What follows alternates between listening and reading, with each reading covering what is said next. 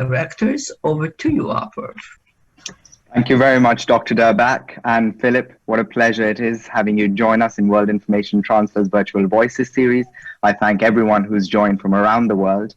As Dr. Durbach mentioned, we have Philip Howard, who is an extremely impactful voice on the effects of modern law and bureaucracy on human behavior and how we organize as a society. He has written multiple books on how we can streamline government and restore individual responsibility. Books you would have heard of: The Death of Common Sense, The Collapse of Common Good. In fact, one of his books, The Death of Common Sense, actually criticized overregulation and excessive litigation. As mentioned, Philip now leads Common Good, which is a nonpartisan, non-for-profit organization. So with that, Philip, I pass the mic on to you to help us and the audience understand what good governance looks like. Thank you. Well, thank you, Apurv, and thank you, Christine, for having me. I think we're at one of these points in history where we know things are going to change. It almost feels like it might be 1917 in Russia, where you have no idea. The lunatic Bolsheviks could take over, or it could be someone else.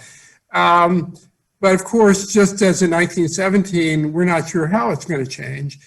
And my concern is that, at least in the US, none of the competing visions of left and right are addressing what I think is the main source of voter alienation, which is the sort of lack of respect for people to have ownership of their daily choices, the inability of public institutions actually to act sensibly and get the job done. So I think, whereas in many countries, the debate is between conservatives who want to get rid of government in the guise of deregulation, or perhaps authoritarians who say the only way to make it work is to appoint works, whether it's in making school, having schools work effectively, or healthcare be affordable, or such.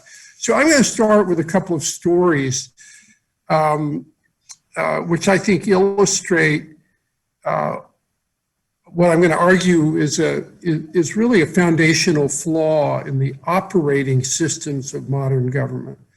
A couple of years ago, a tree fell in a creek in Franklin Township, New Jersey, and it caused flooding. And then the town lawyer said helpfully, that's a Class C1 creek, and you have to get official permission to pull a natural object out of a Class C1 creek. That's what the law required.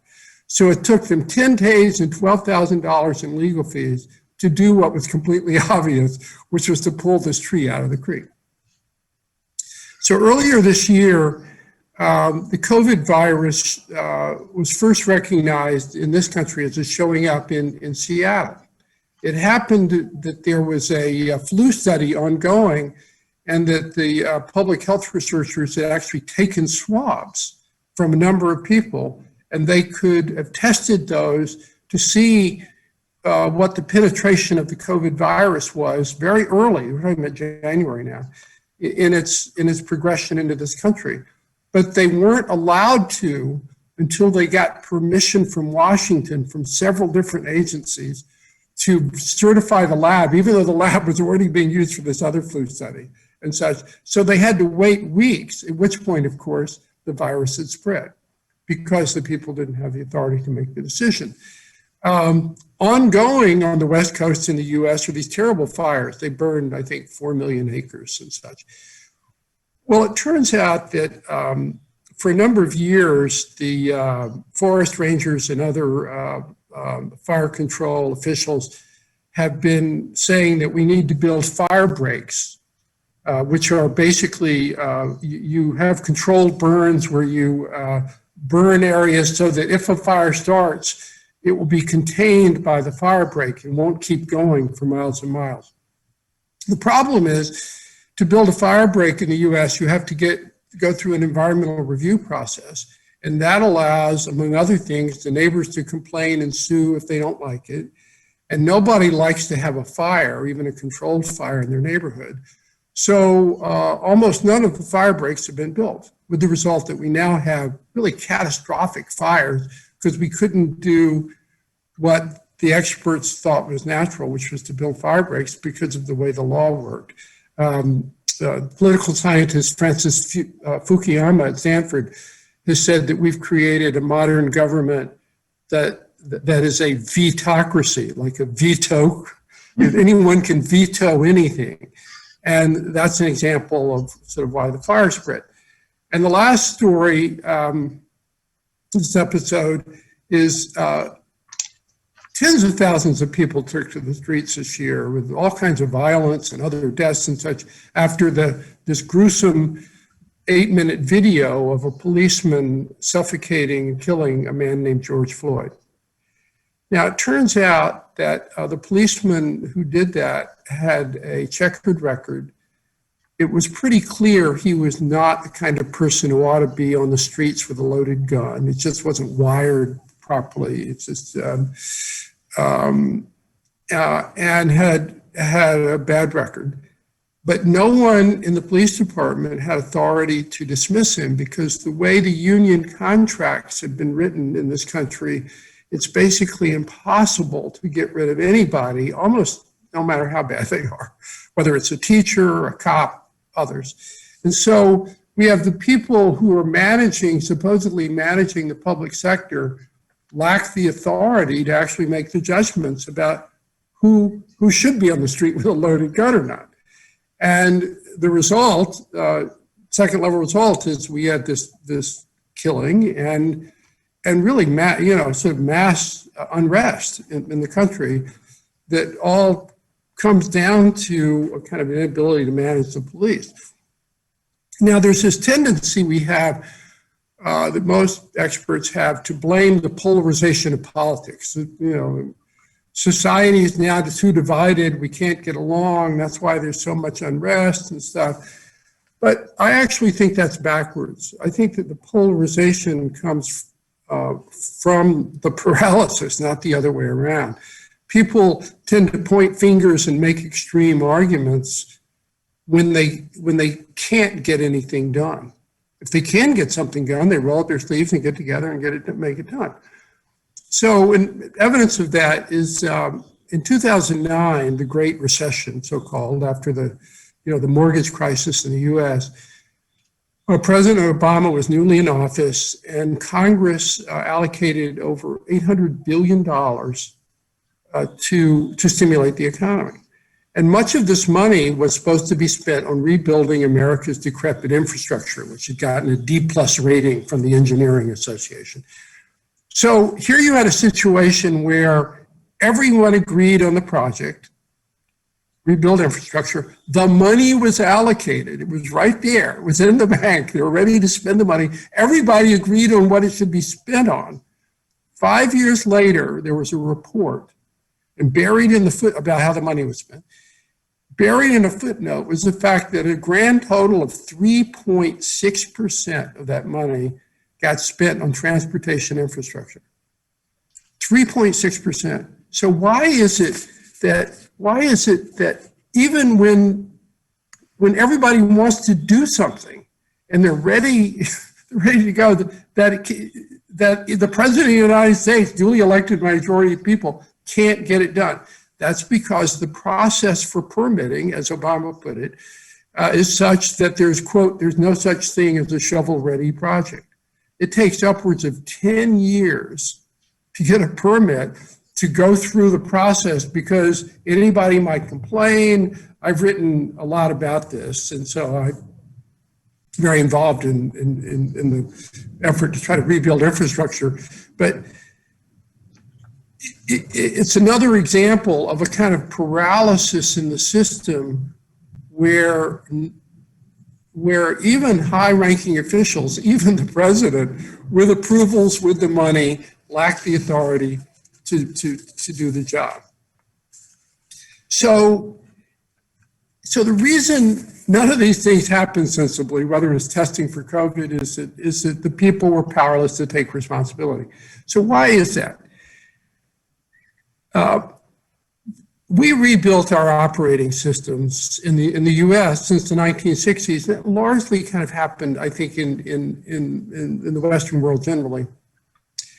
And we rebuilt them on the explicit premise of trying to guarantee against public mistakes by creating detailed codes and processes that tell people exactly how to do things.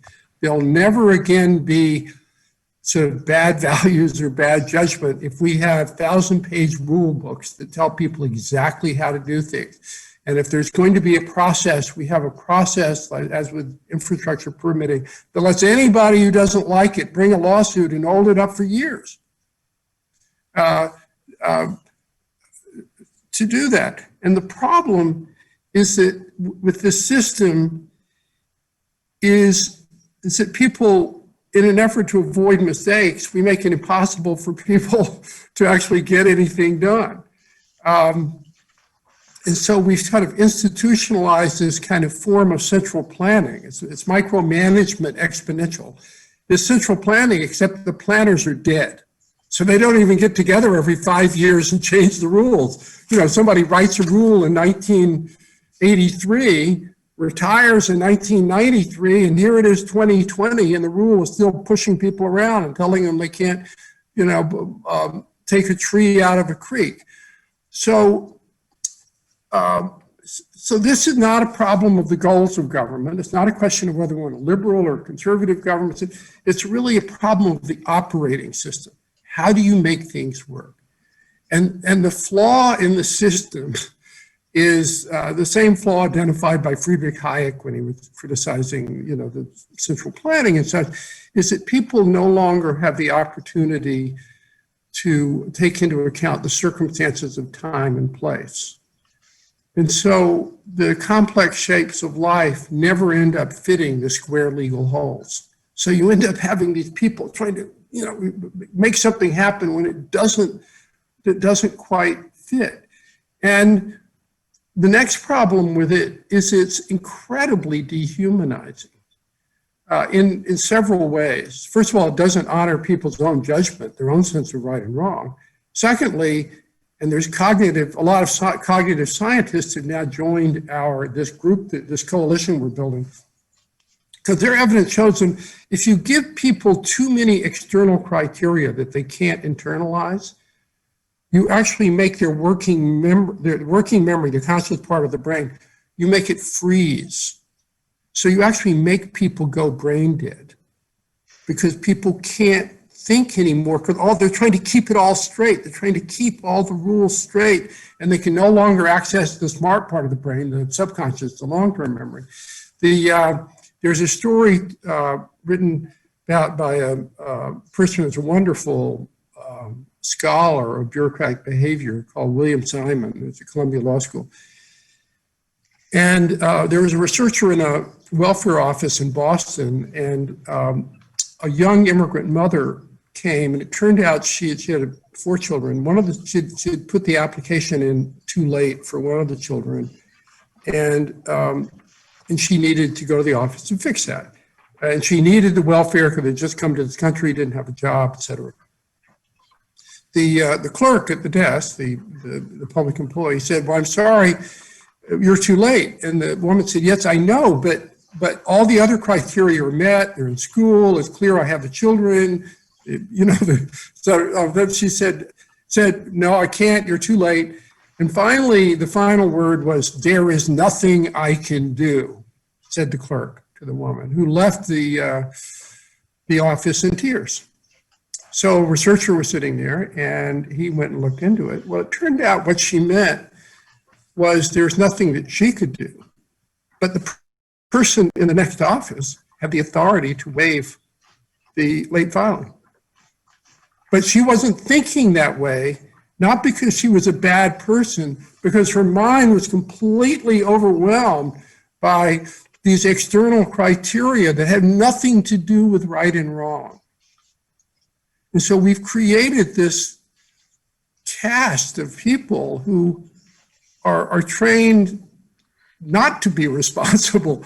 They're trained just to comply, and it's profoundly alienating. It contributes to burnout. There's an epidemic of burnout in American schools, among teachers, among doctors, and such, because people are exhausted by trying to keep all this stuff straight, and they're, as opposed to being energized by drawing on their own instincts of right and wrong and their creativity and such. So how do you fix this? As I said, the parties in the US aren't even talking about this. The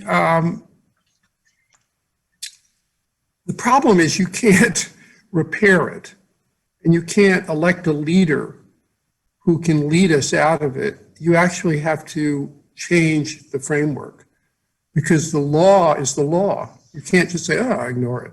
In fact, if you go to any successful school, hospital, whatever, where people are happy, you will find people ignoring all these rules. There are actually studies of that. Find any successful large organization, they're not rule-bound. And so what does the framework look like? Well, I'll give you an example. Australia in the 1980s had terrible nursing homes.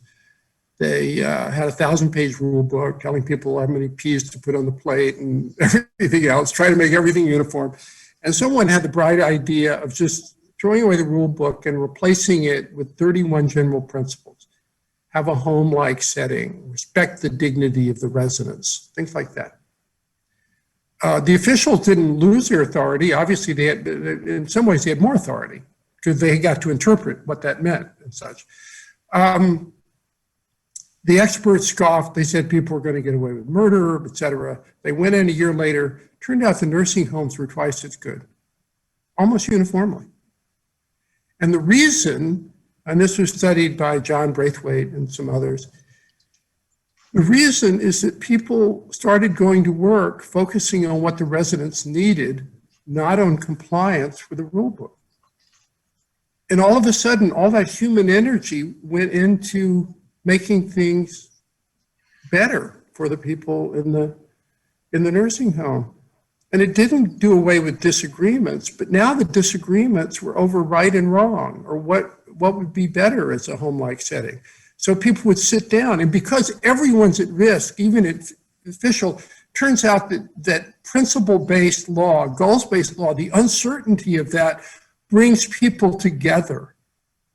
They need to work it out, because if they take an unreasonable position, they might not win, and the event it goes all the way up to a court or something. So there actually, it's sort of vagueness has virtues. People come together and they talk about, what a home-like setting, and it allowed nursing homes to innovate. So one nursing home might focus on gardening, and another one might focus on some other activity that the people in the nursing home liked.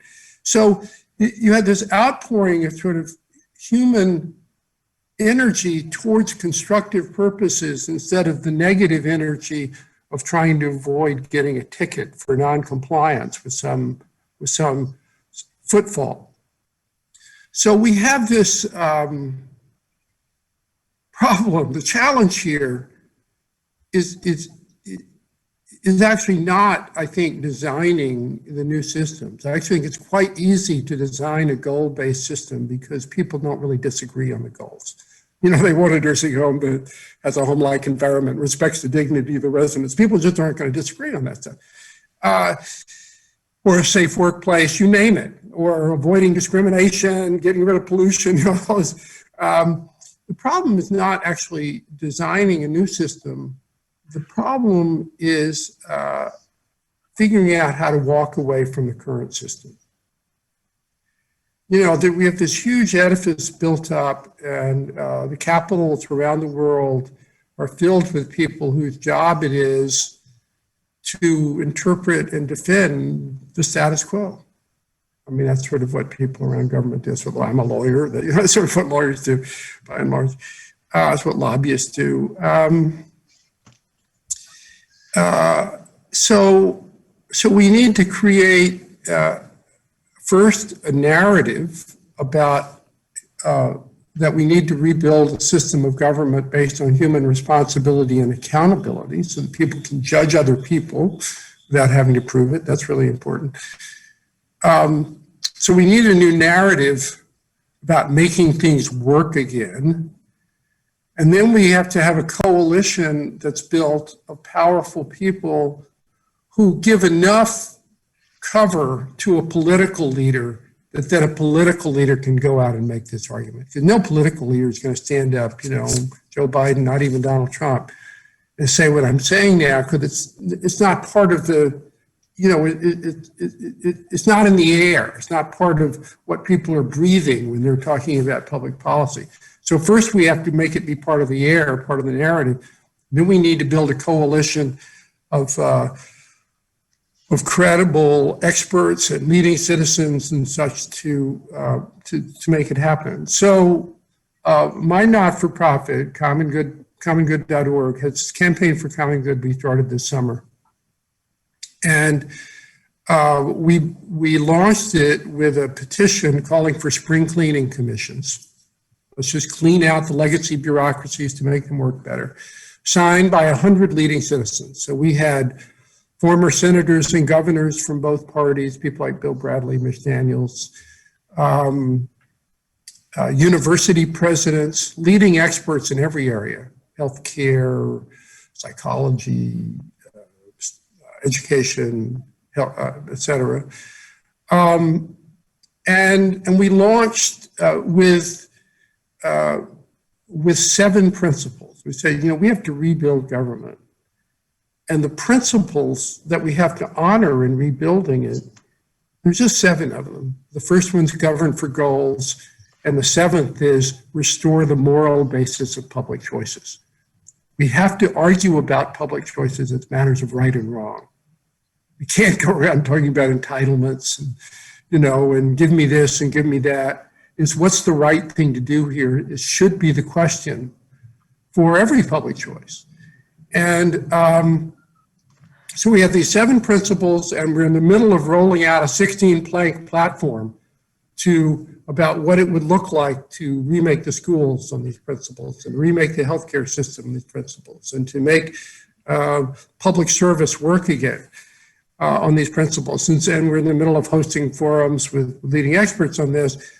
But our goal is to bring people together to begin to have this discussion, our first goal. It's just to change the way people talk about it. So we now have got a bunch of leading think tanks on board, and they're involved in the discussion.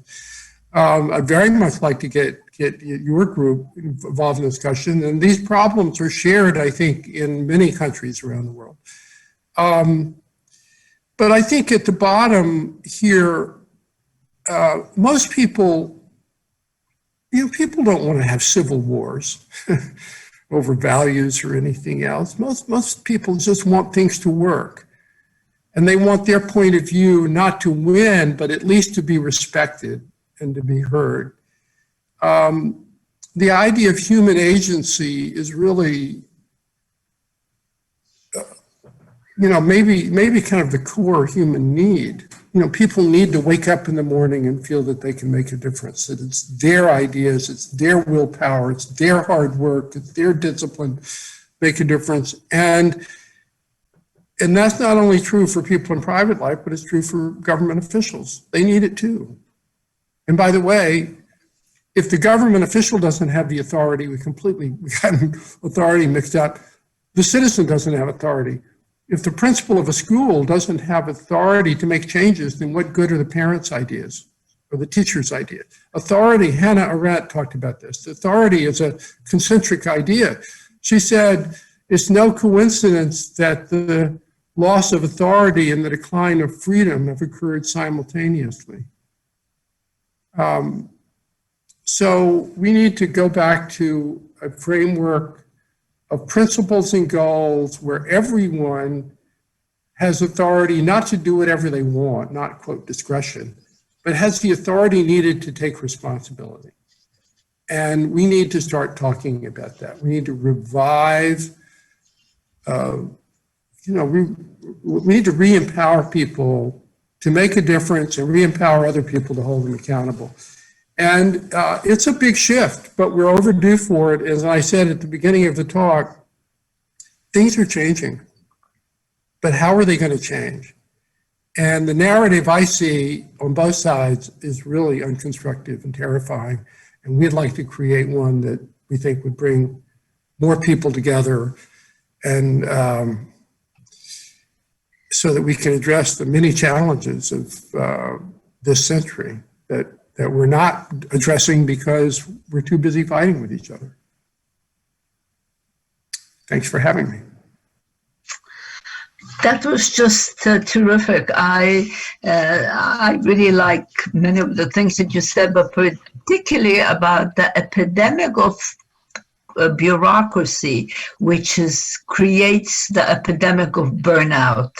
And that would be overall on every single level where nobody can come in and change things because of the status quo of the keepers, and that makes people robots.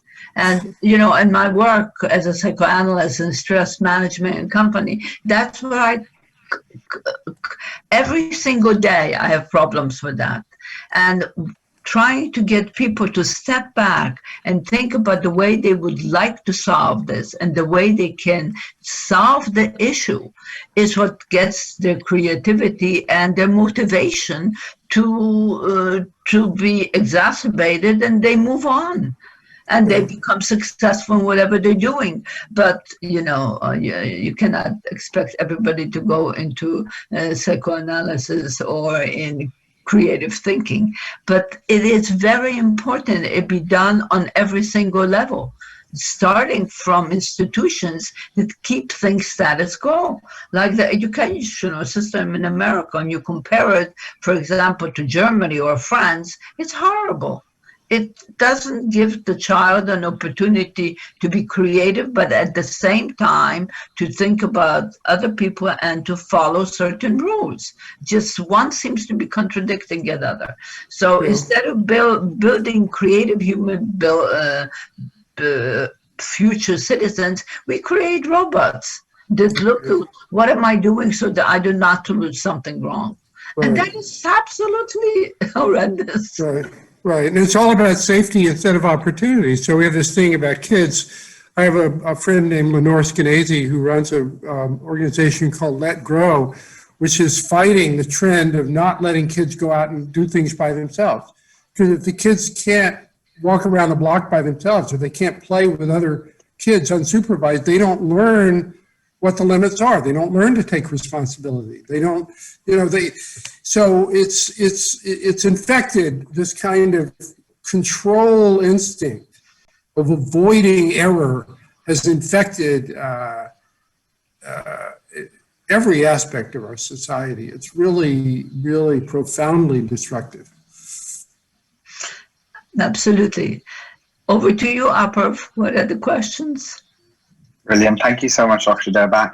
And I'd encourage the entire audience to sort of keep the questions flowing in. Philip, you know, you raise a very, very important point around governance, and, you know, something that I've begun to see a lot take place in large corporates as well, as companies are beginning to understand sort of, you know, what does conduct mean from their people? Is it just about following the rule book? And what happens, you know, when the rule book itself is wrong? Are people equipped to take sort of judgment calls that don't neatly fall in the boxes of right and wrong? And you know, one of the approaches that I've seen sort of the private sector begin to make is this notion about culture, and how can we begin shaping culture? So I'd like to take your opinion. If you understand sort of, you know, the government, employees, and the layers of bureaucracy, to what extent is culture driving this rule book as opposed to the rule book driving the culture? You know, it's a really excellent question. Well, first of all, we're clearly in a downward spiral. So just as polarization breeds distrust, breeds more polarization, you know, it all goes downward. So a bad culture spawns selfish or or compliance-based behavior, and which makes the culture worse, and so that's also a downward spiral. But I think the chicken and the egg here, the chicken that laid the egg, was taking away the authority of the people supposedly in charge. So if you look at studies of good cultures, good school cultures, for example, and you dig down into the culture, almost all of them the culture was a result of leadership that encouraged people to do it their own way, that didn't get people in trouble when they made mistakes or they engaged in trial and error. I mean, we forget, trial and error is the secret to all success, right? Or you just can't think up something that you know will be successful. You have to try it. And much of the time it fails. I mean, the great genius of Thomas Edison was not that he figured everything out in advance. He was like the great tinkerer of all time. He just kept trying different things. So in order to have trial and error, you have to accept error. And so the question is, within what boundaries do you accept error and such? And that's all a matter of judgment. It's a matter of leadership. But leaders there are these studies of good schools where the teachers would say, I feel really great here because I know the principal has my back. That if I try to do a good job, if it doesn't work out, he will defend me. My daughter was a teacher at a very high-performing public school in Brooklyn, and her principal spent half of Friday filling out forms, certifying that all the teachers had done things that no one had done. So she basically protected the teachers from all the red tape that was being imposed upon them by the Board of Education and by the federal government and such, by lying about it. That was the way, and that was actually quite an effective form of leadership, because now the teachers can spend their day not filling out forms, but focusing on their students. So I do think it starts at the top. And one of the things that I'm going to organize sometime in the next month or so is have a forum on authority and culture. Because I don't think that you can rebuild a culture if you have authority. I'll give one more example. I went to Yale.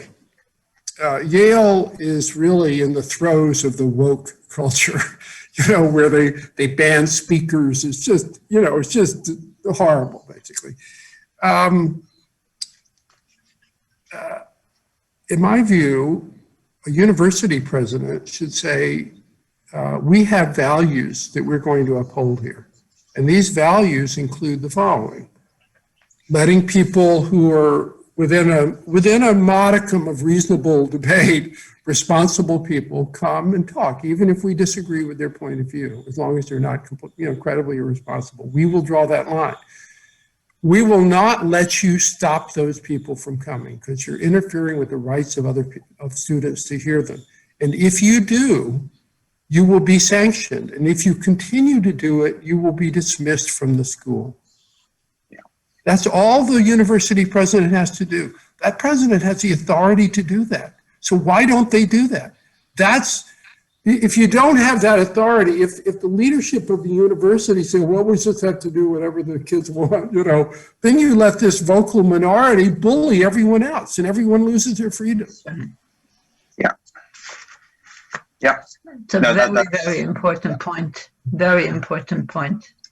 It discourages people from their creativity, their ability to be able to see some common sense in what's going on and to abort it. It is very important. The common theme of people who study the cultures now, in schools and such, is a sense that the students have, that they have to walk on eggshells. They are no longer free to say what they want to say. But literally, we've removed people's freedom in the name of freedom. It's like the reign of terror or something. It's in the name of safety. Everybody, it's as if we are creating society the only place that they can be themselves is in their own cocoon. And as soon as they step out of the cocoon, they are pushed back right into it. So right. That's their problem. And so in any sensible world, you say, if you need a safe space, then maybe you shouldn't be at this school. You should go someplace that's going to, but we're an institution where we encourage people to express their ideas, even if people find them uncomfortable, as long as they're within, again, a broad range of reasonableness. And you won't get that unless the people in charge take the authority to say, these are the values of this institution. And by the way, if it's a big society, if you don't like it, you can go somewhere else. Oh. No, I think, and it's a conundrum, right? As Dr. Durbach's mentioning as well, whenever there is an ethical breach in any institution, the immediate reaction is, let's create a stronger rule book.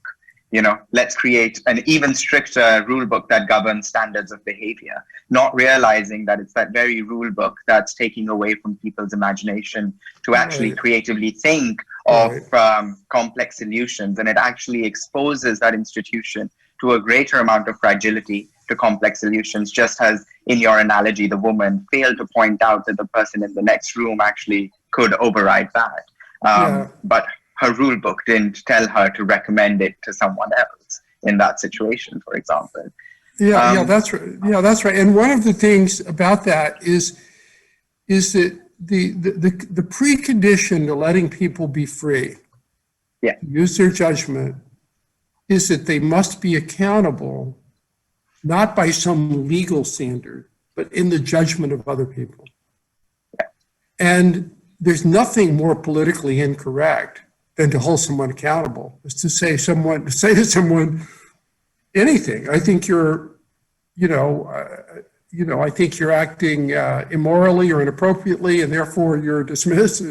I think your work product is no good. Who are you to judge? We have this sense that somehow you can prove. So the entire public sector in the U.S. has been rebuilt on this idea that you can't get rid of a teacher unless they have, quote, due process.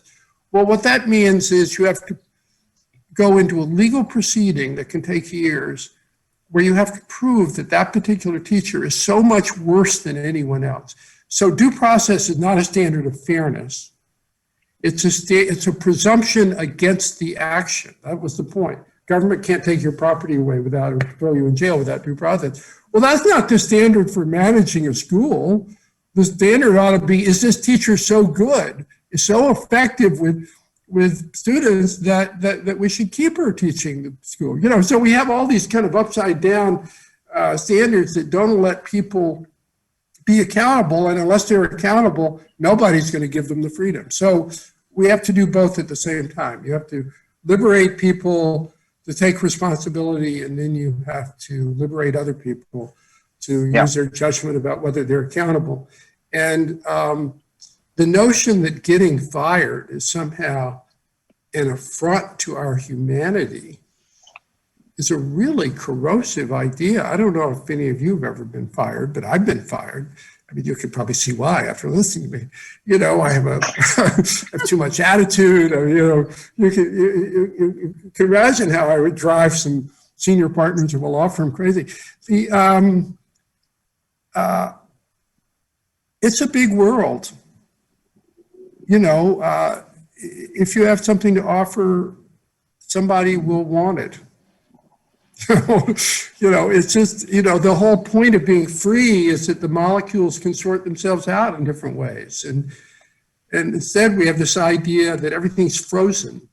You have a job, you're entitled to the job. That's just incredibly, there's a rule, you have to follow the rule. Everything's frozen and it's not free. And it's profoundly alienating and disempowering. Well, the rule books do. They make up for a imprisoned society and for robots. And if you are in charge, it's very comfortable to know that you are in charge of a group of robots that are going to do exactly what you want. I mean, this is what all the Soviet system was all about. I Right. mean, you either follow the rules or you ended up in gulags. And Right. more and more is being written about it, but this is what concerns me about a society diffuse that we people do not have, or you do not give Right. people the responsibility for And, taking care of themselves and their moral and ethical values. right. And the paradox is that the less authority that people have, including people in government, the more attracted voters are to authoritarian leaders where you don't have the intermediating institutions. You just get a power figure. And so the really important thing about re-empowering people is that you reduce the urge for people to reach out for, the strong men who promise to make the trains run on time. That's a very good point. Apurv, are you getting, Yaroslav just wrote to me that a lot of students sent their questions. Are you able to see? I have not received them. I've received questions from multiple people, but not from Yaroslav's Okay, students. I have it wouldn't be from if they could send it over to Fred. If they could send it to Fred, then we can loop it to me. It's really interesting. I was observing sort of your and Dr. Durbach's conversation, Philip, and it's interesting that the entire institution is so dehumanized in terms of sort of rule books and behaviors and how it's supposed to be functioned. But as soon as there's a breach, it's blamed on a few bad apples, right? And a few heads are fired off, but no one really ever questions the system at play, which leads me into a question that Miss Mariam has sent, actually. Within the context of our discussion, what is the role of politicians to recreate the broken system and address the solutions we are addressing? And why do you think the American voting system allows such a desperate position and encourages separation as opposed to healthy diversity and a unifying sense of purpose, which was essentially the goal of the founding fathers of the US Constitution? Well, the role of politicians is ultimately to lead the changes that I'm talking about. It's not going to happen without them. So we need to build a narrative, come up with a vision, and then have political leaders embrace that vision and get elected with that vision. And then they can appoint independent recodification commissions to simplify the rules, or, for this or that. Congress has already, I proposed a special pandemic commission to recommend the clear lines of authority and responsibility for dealing with pandemics. And now Congress is actually, both Senate and House, they've introduced bills for a bipartisan commission to do that. So it's really important, I think, to come up with these new visions. So we need political leaders. The political system in this country is broken. You could argue, and people do argue, that one of the reasons it's broken is because we no longer have party bosses. Paradoxically, that it's, in a sense, it's just a process without values. And then if you combine a process without values with an ability to kind of manipulate the party lines so they're safe seats, then you end up with people who take extreme positions getting into office instead of people who see their job as somehow moderating the extremes and bringing people together. So we clearly need to change the electoral system. But what I've argued to the people who are calling for electoral change, which again I agree with, ranked choice voting and getting rid of gerrymandering in the US, that sort of thing, maybe public finance instead of private finance campaigns, is that they'll sooner get that if they have a clear vision of what the new leader should do. I mean, right now, you can elect 535 acolytes of Mother Teresa, to Congress, and you could ask them, well, how are you going to make schools work? Yeah. Or health care affordable, or build infrastructure, and they won't have a clue. Just because they're good and virtuous doesn't mean they have a governing vision. And so part of what we're trying to do here is create a governing vision that people can begin to understand, and a framework that then people can fight for. Just having virtuous people is not, is not a formula for successful democracy. You've got to have a sense of how that democracy should work. Yeah. Well, that's a very, very valid point, particularly when you think from the perspective that governments cannot function unless they have a multitude of levels of competence, bureaucracy, and ability to be able to create what is necessary for the society. Unless you have the varied components, as you just said, just because somebody is very moral or religious, that does not know that they will know how to build a bridge or how to fix a road or become a plumber. That's very, very true. And somehow we are not addressing that. I think that's what when I say that, America was built on people that came here with the willingness to make a better life for themselves and to put in the time and energy and work to be able to do that. Because otherwise, if you have nothing and you expect the government to take care of you or somebody else to think of you, you have a very inadequate society. Right. So there has to be a sense of what the values are, what the frameworks are, what the authority hierarchy should be. You need a vision of how things will work, just like if you were running your company or anything else. And we don't have that vision now. We just have people thrashing about in a red tape jungle. Well, also we have people also that the only thing that they are interested in is making money, no matter how. I mean, people that are basically do not have a responsibility toward society. They only have a responsibility toward themselves. We have a lot of those. That's true, but you'll get people engaged in public life, in my view, only when you persuade them that their ideas can actually make a difference.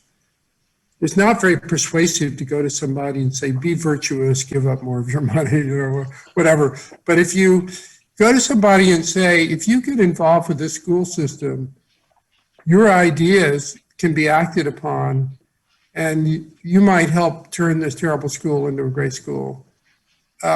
People are interested in accomplishment, and lots of studies on this. And if you give a chance for people to make a difference, you'll get more people involved. Whereas by creating this kind of system of automatic government, where you just follow the rules and you can't make a difference, then people tune out. So most of my friends, I was basically a Wall Street lawyer. Most of my friends tuned out. It's not that they're not civic minded. They give money away. They sit on charitable boards, but they don't really, they're not invested in most of them, in making things work, because they don't see the opportunities to do that. My father was a lawyer, so he always used to say that one of the big problems in America, that there is no protocol for the big things, and there's only protocols for the minutiae. They keep the protocols continuing on without any change, regardless of what is happening and who is suffering the consequences. Right. Philip, I have 5 people asking me the same question. Do you believe in term limits? Well, that's interesting. I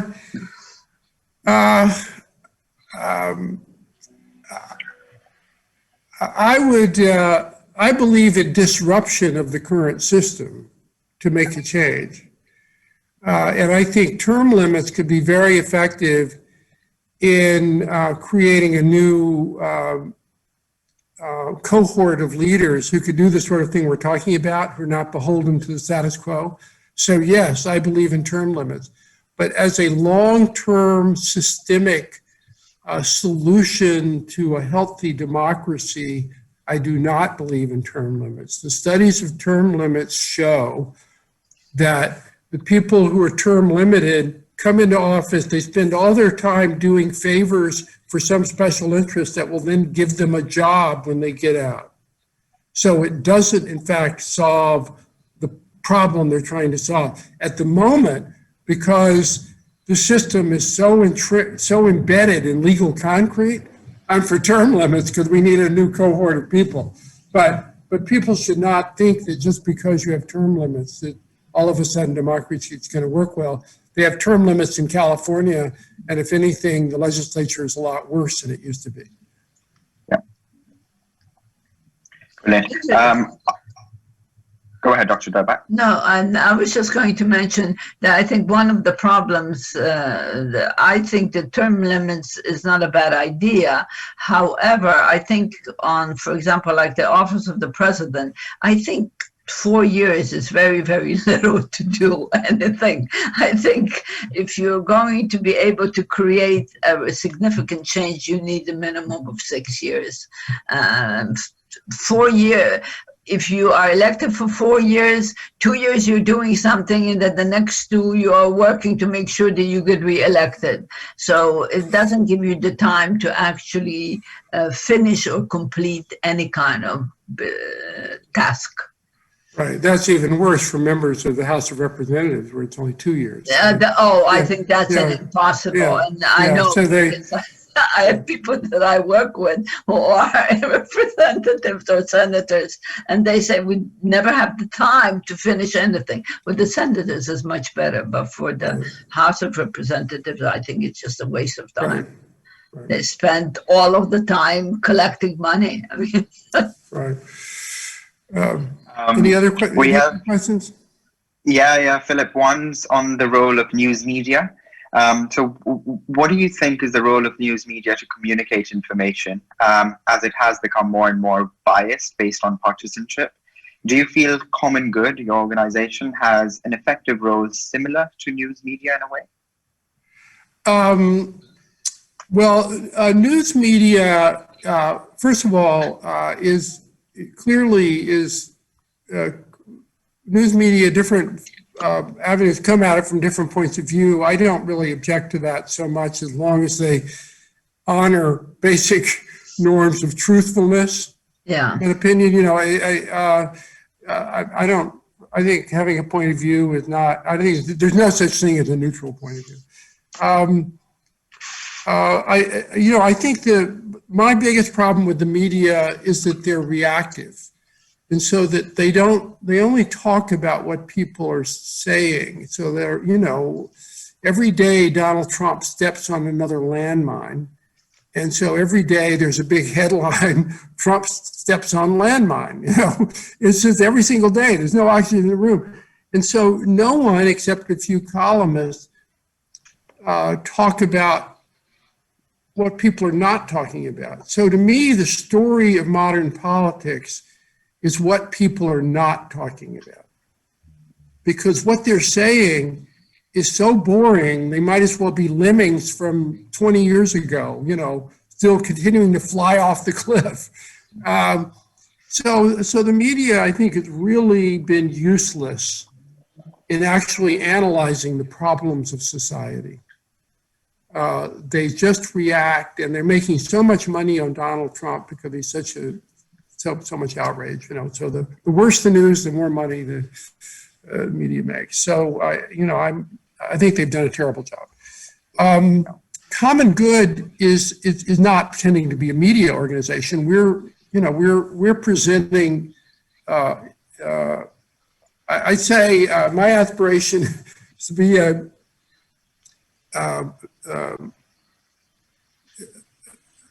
combination of like an economic philosopher where we talk about and we bring leading thinkers together to talk about, well, what are the conditions for human accomplishment and human satisfaction that are, and public accomplishment that are not being met now.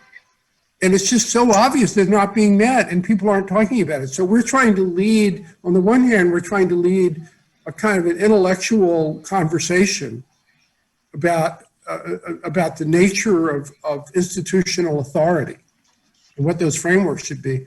And on the other hand, we're trying to play a kind of political role, nonpartisan, but a political role in bringing coalitions of groups and thinkers together. And it's certainly not media. I mean, we have our own hypotheses. We have our own vision. Go to commongood.org. We've got platforms. Yeah. We're looking for ideas. We're looking for people to disagree, but we want to engage this conversation. And part of our frustration is, I think at some point soon, the media ought to talk about what we're talking about. They don't have to agree with what we're doing, but they need to talk about why it's significant to understand the public paralysis that's so frustrating. I mean, the surveys are overwhelming. 2/3 of America, according to the University of Chicago poll, believe in major structural overhaul of government. Americans hate Washington. The media is not talking about that. Yeah. The Democratic Party doesn't have one page on overhauling the system to make the system work because better. their ratings are based on sort of just toting the line. I guess. I mean,